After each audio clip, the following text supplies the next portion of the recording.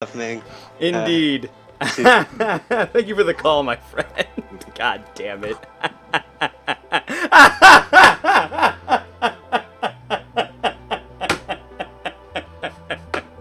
God. God damn it. Oh man, calls like that. Those are the kind of calls that I'm living for right now. God damn it. Kermit the Frog called in the program. Alright, let's take this call right here. Hello.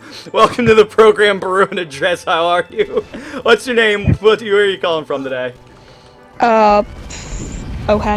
Ohio? I'm a lurker. Ah, you're a lurker. Do you not want your name to be revealed for the program? No, I don't. Okay, that's fine. I just wanted to make sure, because I respect that. I didn't know why you were, like, so hesitant. But that's cool. Alright. Hello, welcome to the program. What you got for the show today?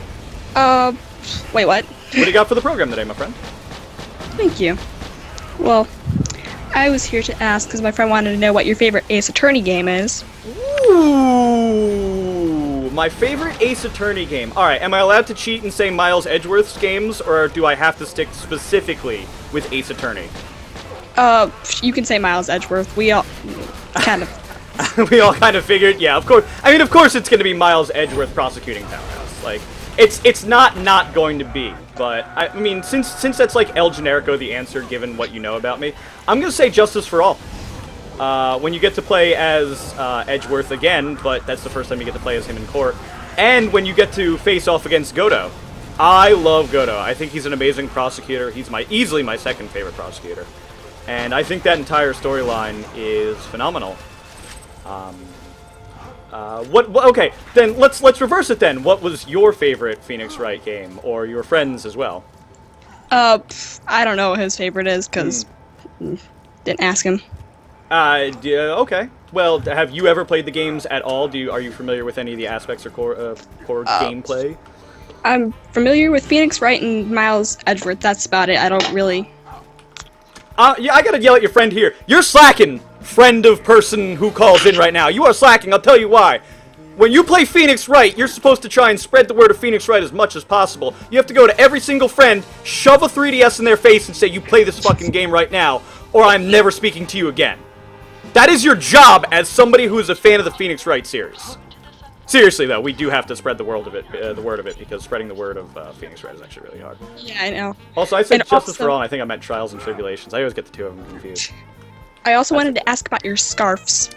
Sure! Oh, ask me about my scarves, please! By all means, let me just adjust my scarf right here, sit around a little bit, and let's talk about my scarves real quick. Please, what would you like to know about my scarves today? I want to know how many you have, and what's your favorite one? Oh! Okay, how many scarves do I have? I want to say, alright, I've got like 6 or 7 geek theme related scarves, which are the ones that I primarily wear. I think I have in total, I want to say 8. With the other 2 being a plain white scarf that I obtained while I was in the Navy, and another knitted white scarf that I have had from, I don't even fucking know where I obtained that one at that point. But if I had to pick a favorite out of all of those scarves, I'm probably going to go with the 4th Doctor scarf, actually. And that's a tough one, because the Chelsea scarf, obviously I love Chelsea a lot, and the Portal 2 scarf is just magnificently done. So that's a really tough question, a really good question to ask. But I could cheese it and say I love all of my scarves equally, like I'm a mother to all of my scarves. No, I can't pick a favorite because they're all just so wonderful. They're all equal in my eyes. No, mothers and fathers, you guys who are mothers and fathers out there, you know you secretly have a favorite child, don't you, motherfuckers? You all know it. It's true. Well, my mother's probably my sister, so. Well, see, there you go. You know how it is, because you can tell. And it's not that they don't love you any less. It's that they love them slightly more, because maybe they find them to be an easier child, probably, to deal with. Yeah. Or they just, think that they can do no wrong. Parents are weird. I mean, I didn't really experience the joys of parenthood growing up. My father was never around, and my mother was dead. Ha! So, I really didn't... Well. Yeah, exactly. I know. Dark part of the stream, but whatever.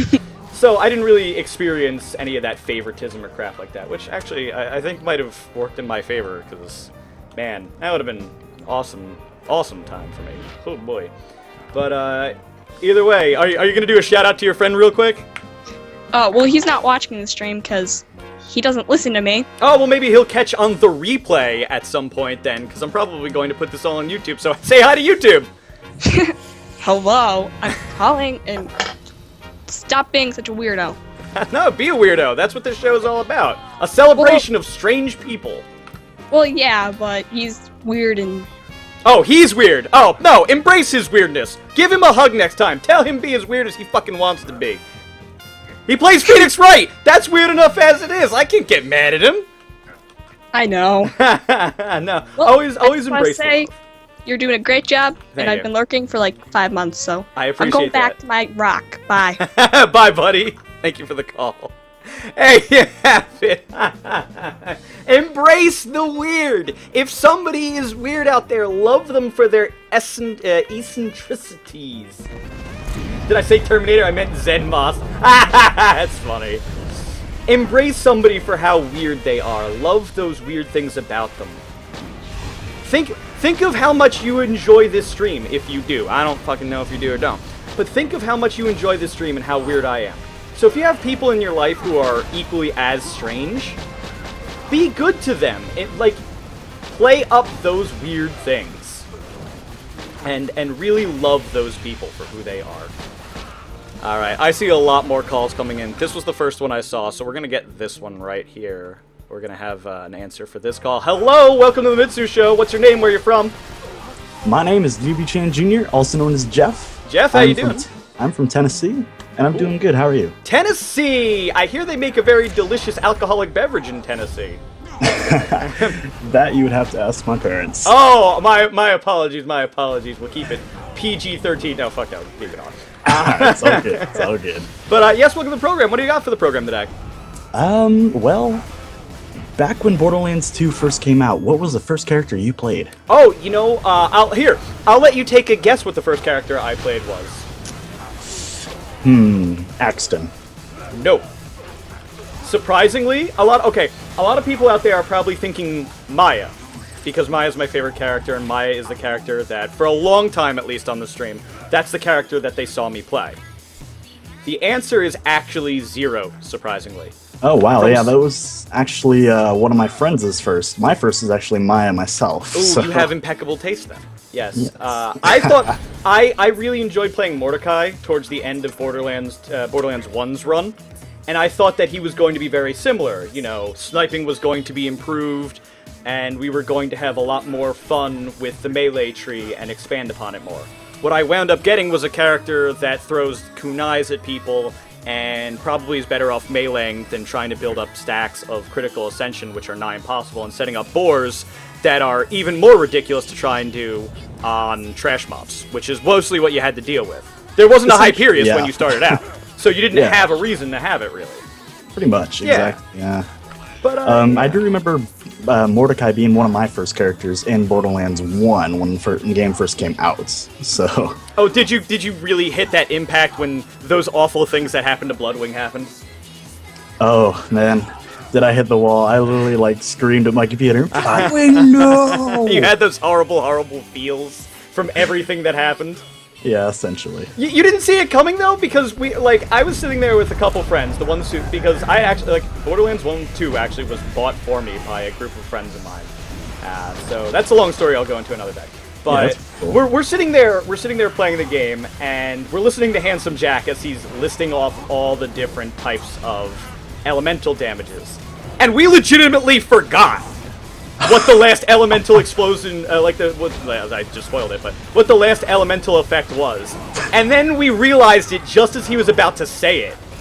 And he goes, explosive! And we go, oh, fuck. And then Bloodwing's head just explodes and blood goes everywhere, and we go, holy fuck, he just did that. It's like Mordecai just lost his goddamn mind, so... We had the same reaction that Mordecai had at the moment. We really lost our shit, and we fell for it. It's probably the most. That and the other death in the family are probably very emotionally charged and well written scenes. Yes, whereas everything else in the game is leaves much to be desired. How about we say that? Yeah, pretty much. But at least there was some sort of feels in this game. Yeah, I mean, Borderlands 1 didn't really have any either, but that's because I It was really the see first game. Yeah, so- well, I mean, there's that, and I really see Borderlands 1 as more of kind of like a beta test for Borderlands 2 when you look at it. 'Cause Yeah, yeah, that makes sense nowadays, yeah. the UI wasn't really complete, and it seemed like it was more based around a console UI as opposed to a computer-based UI. Like, go back and try and use your mouse to be able to do, and your keyboard to be able to do a lot of the things in the user interface that you're now comfortable doing in Borderlands 2. You can't. Yeah, exactly. It's the menus are nightmare to navigate, so it really did feel like a bit of a beta test for 2. And I'm really glad that they cleaned those things up. And the open letter, I don't. Do you remember the open letter that Claptrap wrote? Yes, I Yeah, do. That was indeed. definitely one of the things. For those of you out there who don't know, Claptrap in quotes, obviously, wrote an open letter to PC fans on Steam of Borderlands, the original, and basically in his Claptrap swagger, apologized to us like we were his boo, saying, we heard all of your complaints, essentially, and we're going to improve the UI, we're going to make all the necessary improvements in graphical design, and allow you to change your resolution, do all the things that they should have had for the first game in the second Oh game. yeah, definitely, yes. So it was a nice little touch on Gearbox's part. It definitely Yeah. made you feel like they actually cared. Definitely. And then Borderlands 2 turned out to be freaking amazing, so, you know. Yeah, it came out fantastically well. Oh yeah, definitely. Indeed. It's like, as of recently, I've actually just came back to the game. Oh, I just got myself stuck. Oh, where are you stuck at? I literally got my character stuck. Oh! Okay, let's back up then. Where did you get stuck and how? I was just kind of hopping around the Happy Pig Motel, and I hopped behind the steam pump thing. Okay. And I fell in an area, and I got stuck. Alright, so, Highwind, is this actually you?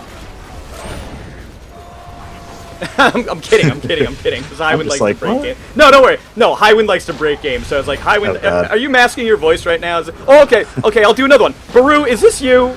Are you hiding your voice? Are you calling into the program right now? What? No. Yeah, no, me, no. No.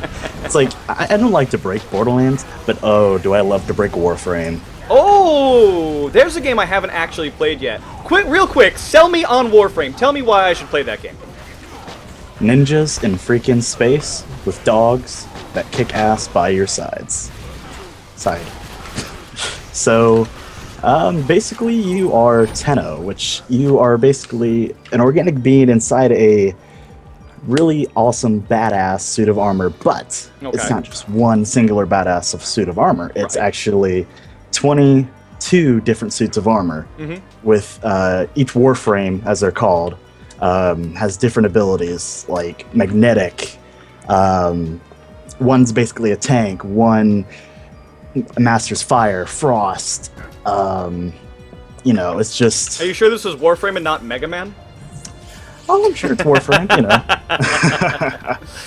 know. You know, and plus it's just a very extensive game that, you know, kind of goes on and on and on. The way you originally sold the game, where you were like ninjas in space fighting things with dogs. My friend tried to sell me on Red Alert 3. Actually, he might still be in the chat. The Darkfire. He tried to sell me on Red Alert 3 once, and his explanation of why I should buy Red Alert 3 was you get to shoot bears out of a gigantic cannon. And that was it. That's all he said to try and sell me on Red Alert 3. And I was like, you know, maybe I might actually want to check out this game.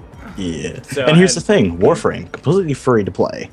Ah, yes, it does have that free-to-play thing going for it, too. Yes, so it does, and it's actually one of the best free-to-play model app, or one of the best games I've seen with a free-to-play model after it. I'm not thinking tonight, wow.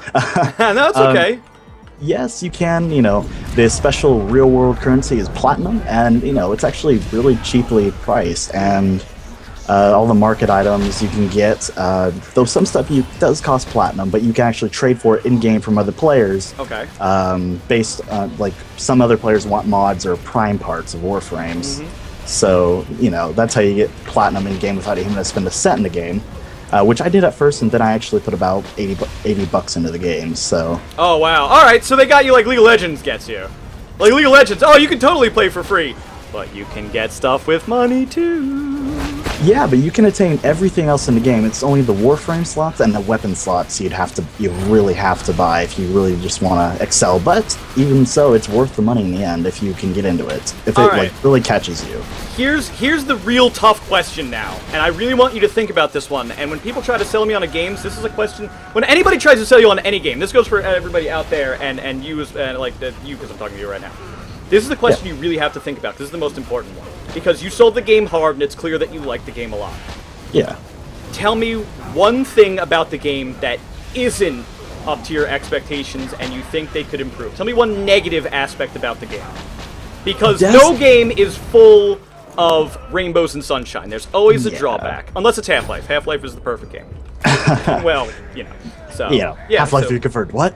I mean, on this stream, why not? Let's go for it. You know, Gabe and Newell. I wish. I wish he would come on the program and convert. Can you imagine that? That'd be the biggest boom. That'd be hilarious. So, go ahead. What is the one drawback you see? Let's see. Most definitely, I want to say it's really hard because there's a few things really about the game that are just kind of like, you know, I wish they are working on it, and it's progressively getting there. Pick the one biggest thing though, just the one biggest thing that sets out in your mind as the one issue that you take the most with the game that kind of drags it down even a little bit for you. Definitely the level scaling based on your conclave rating. And conclave rating is kind of like if you've ever played World of Warcraft, you had your gear score, you know, your item level or whatever. Okay. And you know, the level of the mobs in game scale off of that. It used to scale off of mastery rank, but now it scales off of conclave rating as of a couple updates ago. So basically, that's one thing they're working on, is fixing it for solo people, because there are a lot of people in the Warframe community who do speedrunning, streams all the time, and I watch quite a few of those kind of people. But really, what it does is really makes it so you want to play this game with friends, because in one game, it's just like Borderlands. You can have up to 4 people in one game. And so it really puts more incentive on teamwork, because the harder the mobs are, the better the rewards. Right. And, you know, all that. So that's really the only one issue of the game, is the conclave to level scaling for solo speedrun players. Okay. So. And that's your biggest issue, you would say, with the game as it presently stands right now? Personally, yes. Okay, that's fair. Like, you never want to go into a game without knowing all of the upsides and obviously some of the downsides to it as well. So, yeah, if anybody out there wants to check out Warframe, you know, now you know what you're supposed to be looking out for in terms of what you're trying to get out of the game, whereas then you also know some of the upsides to it as well. Yeah, exactly. I mean, I looked really extensively into Warframe when my buddy Rex showed it to me, and I was just like, okay, I mean, I'm going to try this, you know. And I did, and a couple months later, I was like, I love this game. It just suckered you in. Yeah, it just was like, get in here. Yeah, get over here. The game became Scorpion. Yeah, essentially. But thank you for the call, and thank you for all the information, especially when it came to talking about Warframe for a little while. That was very good. Yeah, man, no problem. I've been enjoying the stream. I'm actually a relatively new viewer. I actually just tuned in the other day. So actually, I've not yet followed you, so I'm going to do that real quick. Oh, well, thank you very much. Did you come from anybody in particular, or did you just wander your way in aimlessly one day and just happen to like it? I just kind of wander, as I do with the Twitch community. I just kind of wander around like, hey, this looks cool. That's cool. This is actually a new segment that I've just started trying out tonight, and it seems to be working out really, really well. Oh, that's excellent, man. I hope it all goes well for you. Indeed. Thank you very much, and I hope you will continue to stop in every now and again, and please feel free to call in again soon. Yeah, sure thing. No problem, man. You have a good night. You too, buddy. There you go. All right. Now, Anna, who is freaking out in the chat, I heard your shot. Relax, my friend. First, I have to take a shot for Anna. You know, the power hour has been over for a long time now. Actually, I'm going to clear the phone lines really quickly, and I'll let you guys know if I decide to keep going with this. No more calls for a minute, guys. I'm going to do this shot first. Anna, thank you so much for the donation, obviously. Thank you so, so much. I don't know. I'm enjoying doing this tonight. It's very good. This red solo cup. Time to drink up and have a party. And have a party. Alright. And Sir Doofus, with a $10 donation, is demanding another shot, so let's do that. Get that taken care of real quick. I'm glad you guys are having a lot of fun with the Power Hour. And having a lot of fun with this new segment of the Mitsu Show. Indeed. So, I think what I'm going to do is, unfortunately, I'm going to be done with calls for the evening. I'm going to call it on calls for a little while. What I'm going to probably do is, I don't know if I'll bring it back tomorrow or soon. I'm going to try and cut this into intervals, and maybe I'll upload them on YouTube over the course of the week. I think it'll be a lot of fun, and hopefully you guys enjoyed it too. I don't know, it seems to be working out really well, so we'll make it happen as time goes on. And I'm trusting you guys, because giving people a Skype allows them information that they probably should not normally have. So, we'll be good, and we'll continue this segment for days, months, and weeks to come. Anyway, and for those of you who didn't catch it live, you guys are currently on YouTube watching this right now, and as a result of that, unfortunately, you can't call in now! But maybe you'll catch the next live show, which you can find the information for down below, and catch the Mitsu Show live. Sir Doofus, this shot's for you, and I hope you guys will join me next time on apparently the call-in Mitsu Show. Now I'm gonna go play more video games and take this shot. See you guys next time.